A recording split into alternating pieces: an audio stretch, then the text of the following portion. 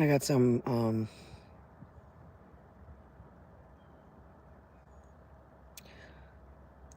news today that's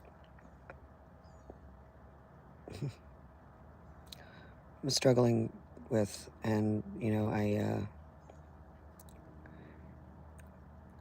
when 2020 started, I tried very hard to turn what was going on into something that I could. I guess I was trying to make art.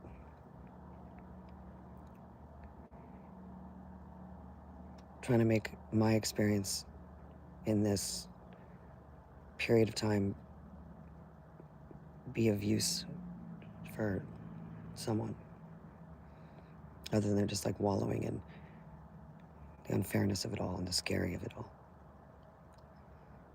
And I think I'm trying to do that again.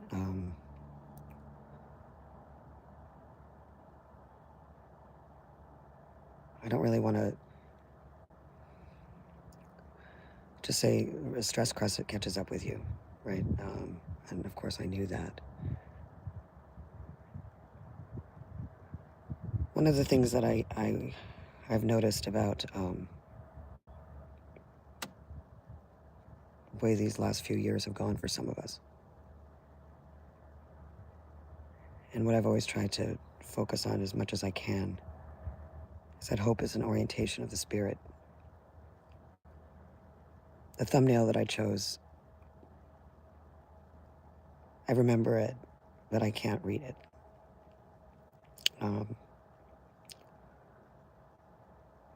I'm sure in time I'll be able to, I hope, with time, with when I'm hurting a lot about it, but I chose it because I remembered that E. Cummings had written a poem that was in a shape similar to what the world kind of looks like for me now. And I'm not sharing this for anyone to feel sorry for me. What I'm sharing this for is because I think that there are other people out there who, in their own personal world, have been impacted by what's happened to all of us over the last 5 years.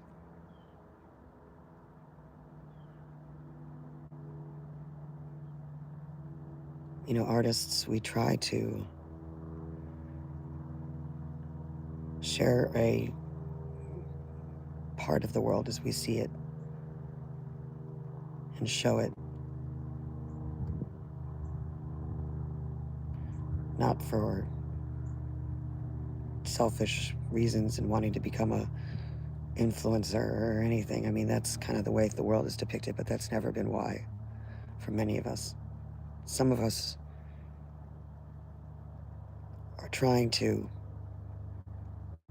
not narcissistically, but imagine how when we go through something, how we can use that to inspire, making the world a little bit better or a little more beautiful.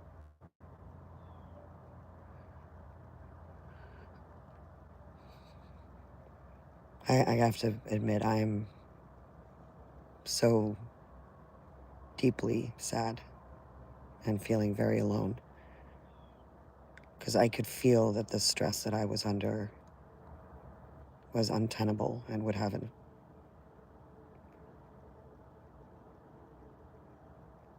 I could go into the details and say it's so not fair that I had to leave New York with CRPS. And then it's so not fair that I had to live with CRPS all alone. Or worse than alone, you know, having the people that you trust and love, and then no one believing it.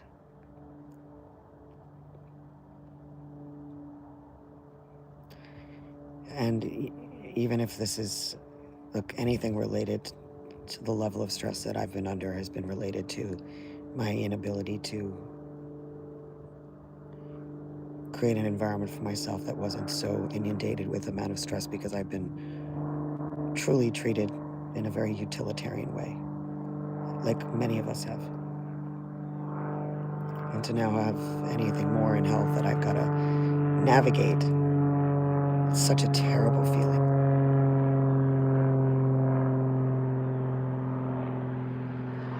I'm starting to really consider making a Leah because,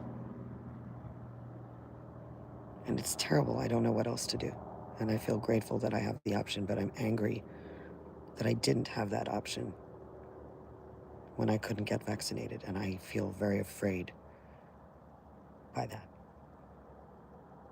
And I hate feeling squeezed into something. I hate it. I feel like the squeeze is not simply theological. To me, it has echoes of Frankism, and I even have a terror that maybe we're being squeezed to become sitting ducks. And then, of course, part of me tries to have hope that that couldn't be, but of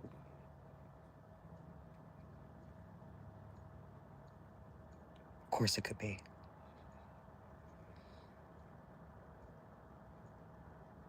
And that doesn't make my faith or belief in God any less true. It just makes me still a human being with my own mind. I'm also very frustrated because it seems to me that every time I step in any direction that gets me closer to a goal, it's like, and I really believe in the work I'm doing.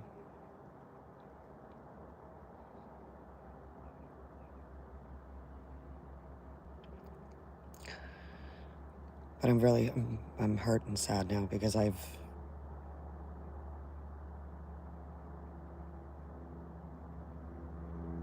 without blame, this is the thing, is everything now is in this Hegelian dialectic, right? Everything. Thesis, antithesis, synthesis. That somehow there's got to be a blame, there's got to be a fight, there's got to be sides. That's the problem. The Hegelian dialectic is an illusion.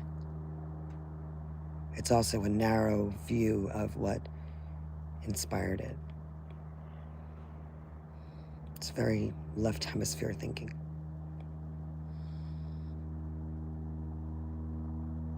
I keep thinking about, when I had my audition for Tish, right? There was this incredible, my favorite monologue was this monologue by Sam Shepard, written with Patti Smith. It's in this play called Cowboy Mouth, and what I loved about it was it had such a passion from an artist using what she loved and what they loved to try to describe why, in this crazy, absurd story, this character, Cavalli, had kidnapped this guy named Slim at gunpoint to turn him into the ultimate rock and roll star. And it sounds crazy, because of course it's crazy. But this is theater, it's art, right? And what's really amazing is that they had actually written this together when they were lovers, hauled up in the Chelsea Hotel for weeks and months. And their relationship was a mess. And you could see it in the play, but when Sam died, that friendship, Patty's love for him,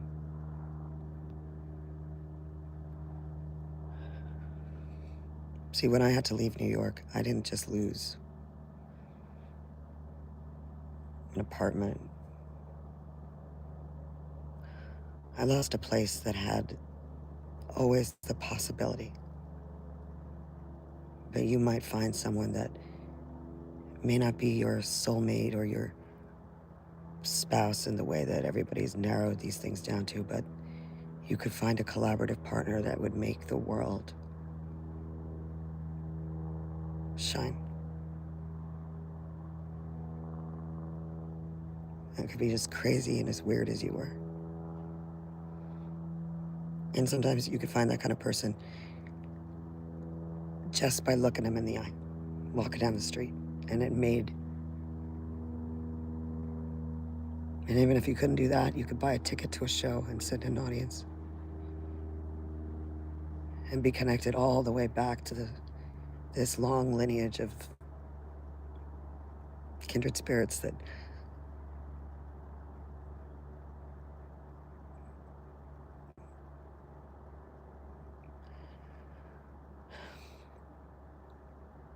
understand, that it's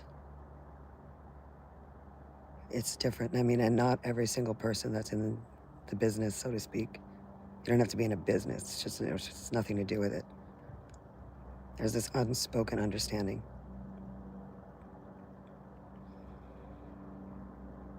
I did not move to Florida to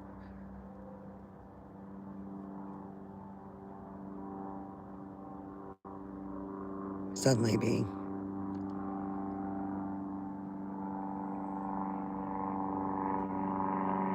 repackaged into something I'm not. I moved to Florida because I couldn't even go and see my gynecologist 6 months after.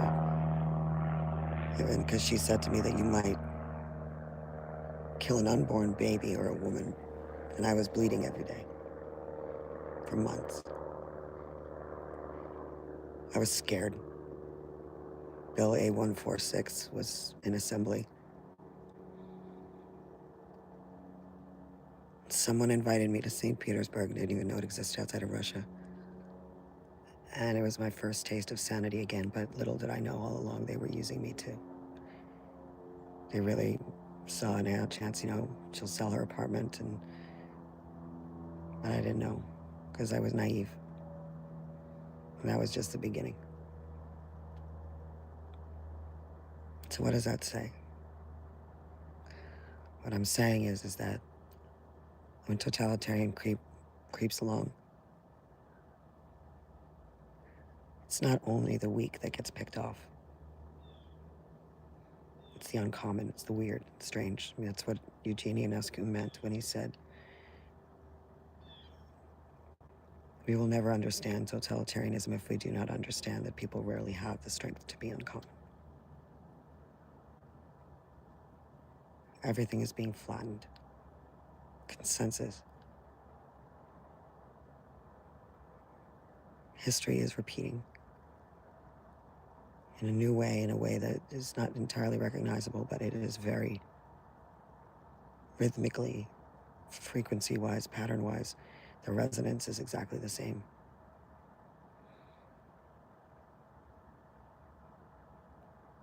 One of the first things I keep thinking of now, over and over again, it's one of the last things I did in New York that was before the new normal, was I went to a Quillet New York event, and we were watching a documentary on the dangers of modern jihad, which is, again, I'll say this, I keep saying it's rooted in Maoism. And what does that mean? It means it's rooted in Dongxing. What does that mean? That the individual soul is replaced by party nature. Just like the root radical in the word, which is heart in Mandarin, is removed from like the way of being, turns into party nature.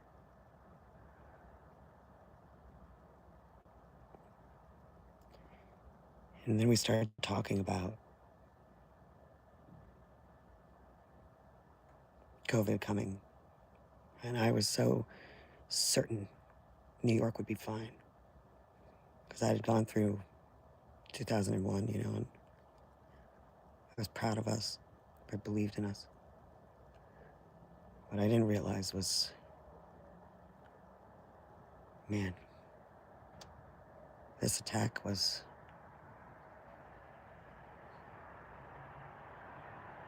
instead of justifying those towers, they justified the New York spirit. There's not many of us who can see it that way. And it's coming for here, everywhere. But just like this guy said then, when I kept saying we'd be fine, he said, no, you don't understand. It's going to be like the towers falling in slow motion. He was right.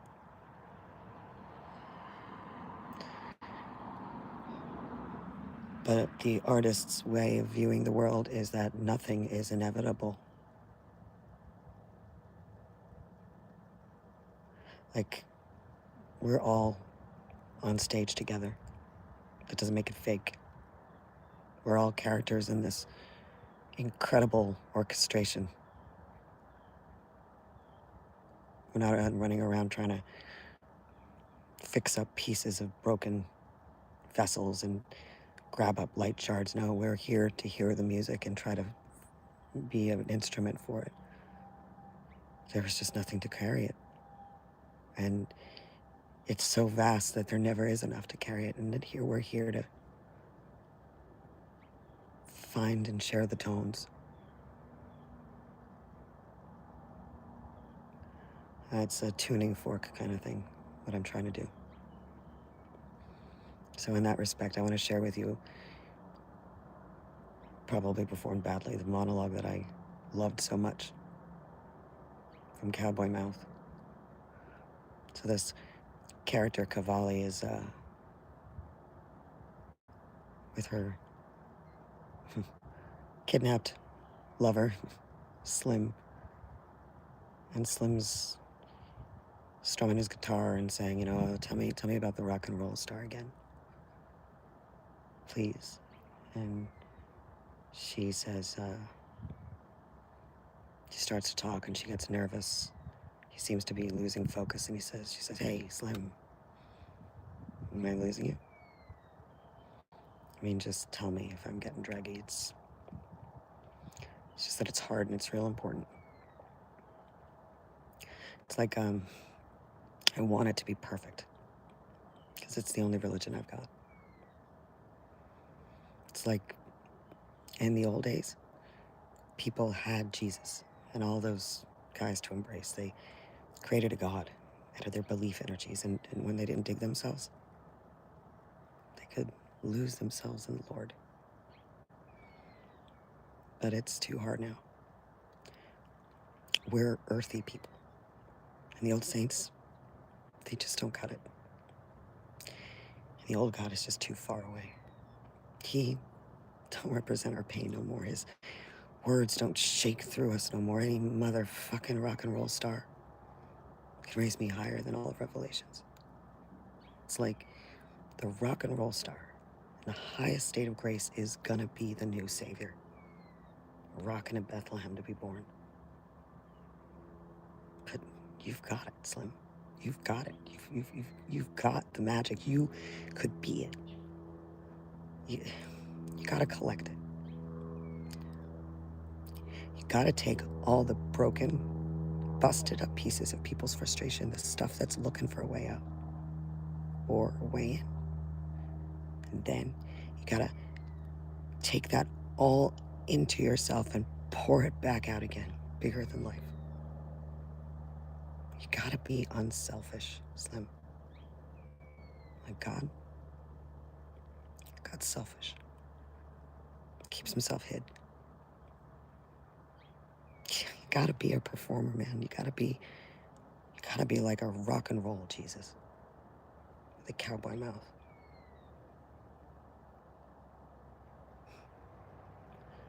You know, I'm sure there are people out there that will call that sacrilege or say that it's like the false messiah, but next time you read the Psalms, note how many say for the conductor.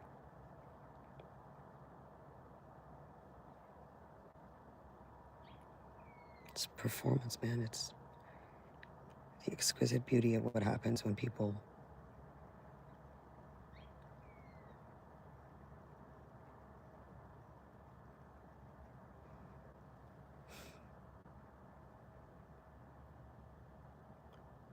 remember that the literalists literally kill us all.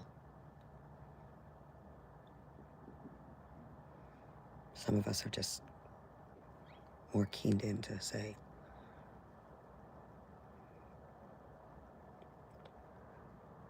that we really don't want humanity reduced to a fate like that.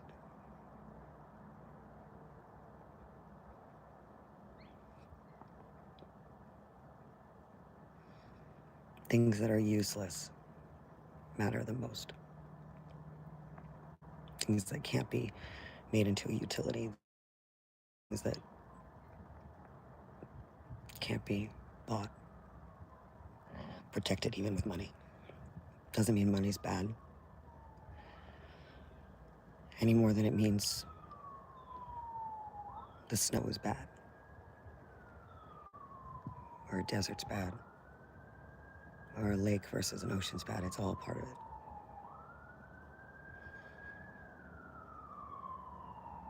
And I really, really wish that the arts hadn't been so overtaken. And I really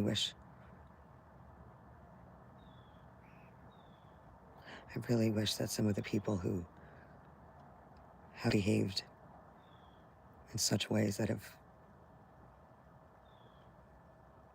even if they didn't realize what they were doing, I really wish they were braver. But I get it. And I do.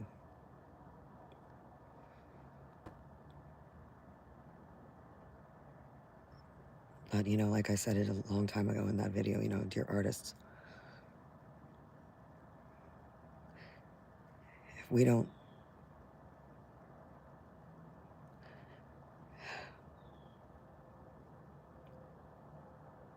I said, if we don't, who will? But here's the thing, we can't each do it in a vacuum. That doesn't work. It's, everything's related, relational.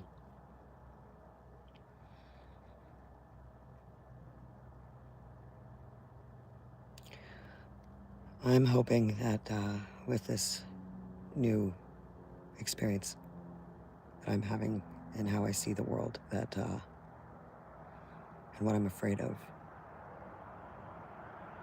that something will come out of it artfully. I pray for that.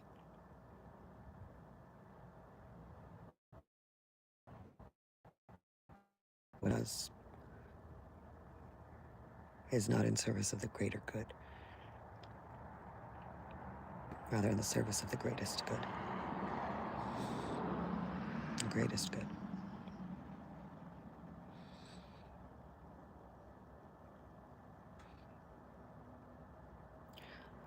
My reciting the sonnets is going to have to wait a little bit until I can find a way to, and I already am thinking about solutions right now. Um, in the interim, I figure take a few minutes and I'd like to talk to everybody a little bit about Act 2, Scene 2 of Hamlet. Something I noticed recently.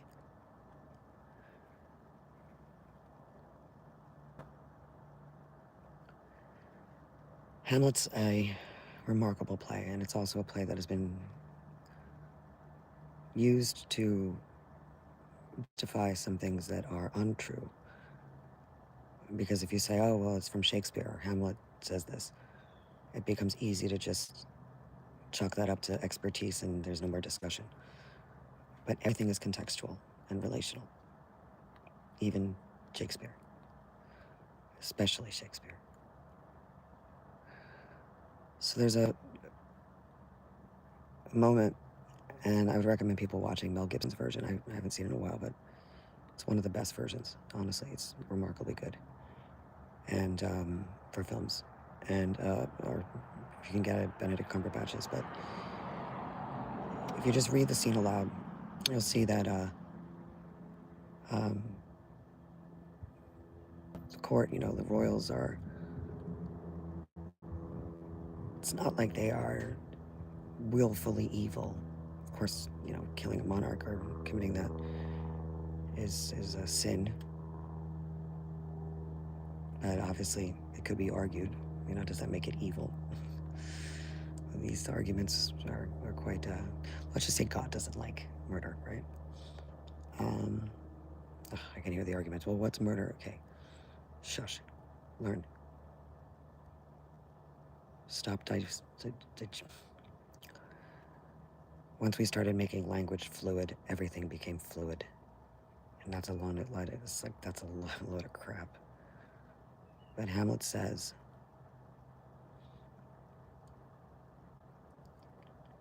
while talking to his friends, and he questions them at one point, wanting to know, like, who sent you?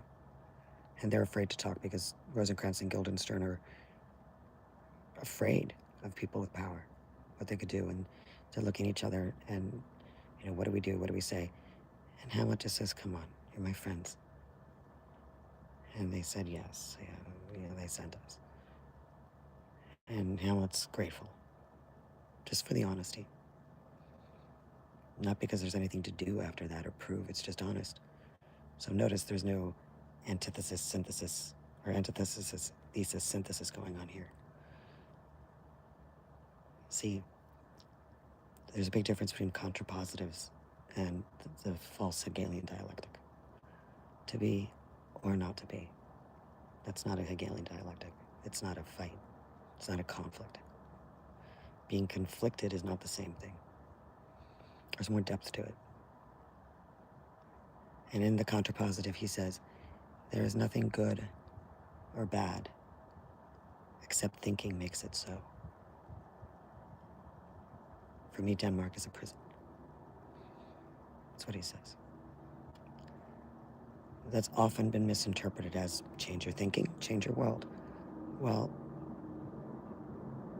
what is missed is that because the world around him has gotten rotten and corrupt, that is why it's a prison for him.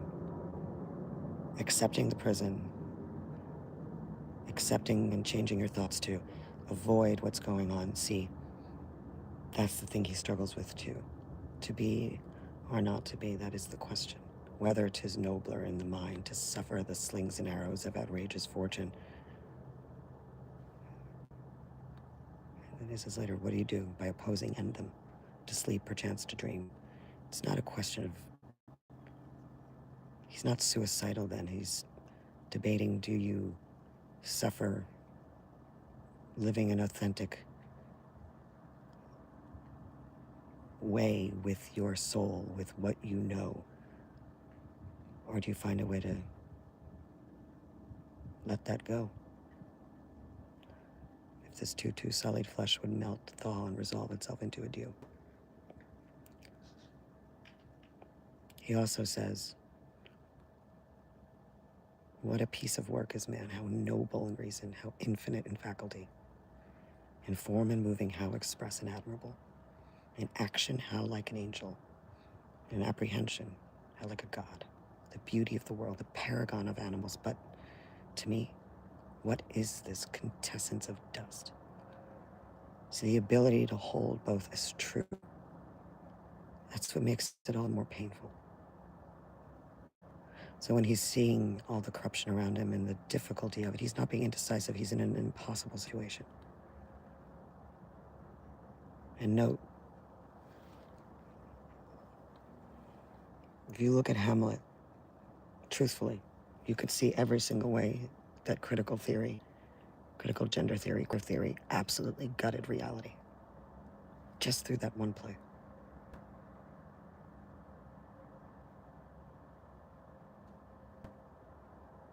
When you recognize that having children performing in the city stops them, and they may not have had a word for pedophilia or misuse of children, even sexually. It's in the play. It's there. Lawful espials. Yet instead, what happened? Somewhere along the way, someone decided to focus on Ophelia's death, and that the way to bring her back was to blame Hamlet. Someone knew what they were doing. They did. How do I know that? Same way I knew somebody knew what they were doing when they did the Dancing Nurses, when they did the Olympics in 2012, and when they did them in Paris.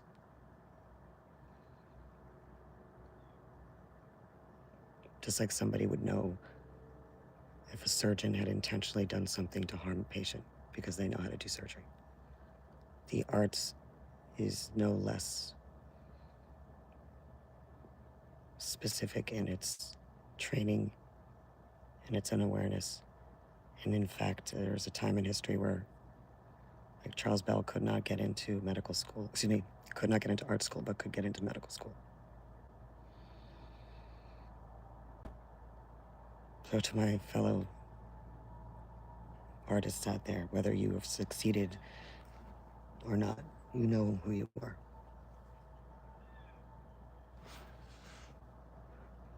Start talking about the way you see in the world, the way you see it. Explore it. Not for views and not for an audience. Just talk about it. Because it might ignite and, as a tuning fork, bring more minds and voices out. Because whether they know it or not, they need us right now. The world does. Not the way they think some people think, but they do.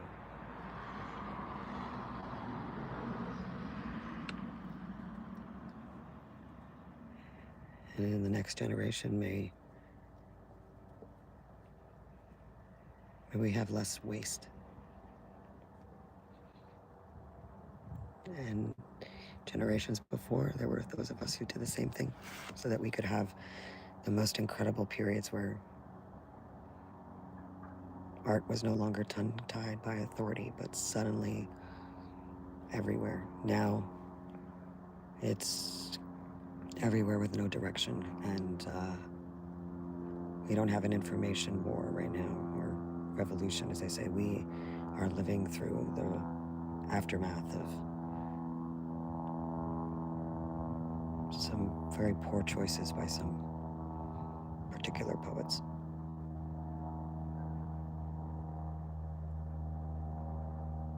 This is our fight, so we have to stay in it.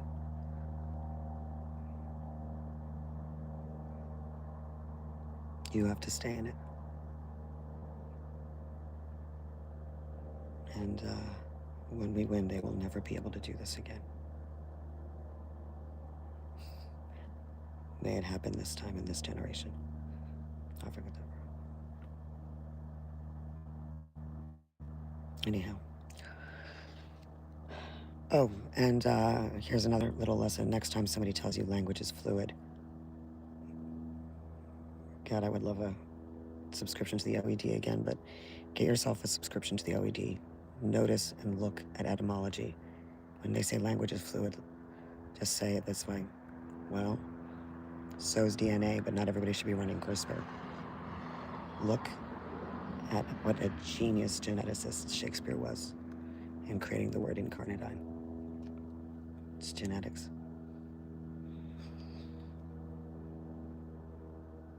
Almost literally, if not literally.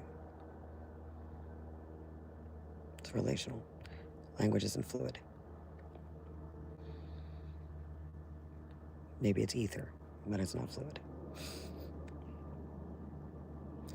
Whatever it is sacred architecture, so go back and look. And for you white gentlemen out there, stop making it all about race and realize, wait a second, what is it about so many great artists that happen to have been white men? Ignore that, realize what it is as a man you're capable of doing. For example, little factoid, Frank Baum's niece was named Dorothy. She died at the age of 6 months in the home of his mother-in-law, a woman named Matilda Grange, very well known for her work in suffrage. Yay, women power. She died at that home at age 6 months. And Frank and his wife became the aunt and uncle to Dorothy in Wizard of Oz. That, my friends, is how you revive Ophelia. And you gentlemen are very good at that. So, get to work. you want a little inspiration, watch the 1935 cartoon of The Wizard of Oz. What works and what doesn't? Ask yourselves that. Go make art great again. Me, I'm gonna go take a Xanax and lay down. Hope this speaks to some of you and that you enjoy and that I can see my way to find... Ah, there it is. This X that looks a little bit like... Doesn't matter. You could beat it. Gotta collect it. Take all the broken, busted up pieces of people's,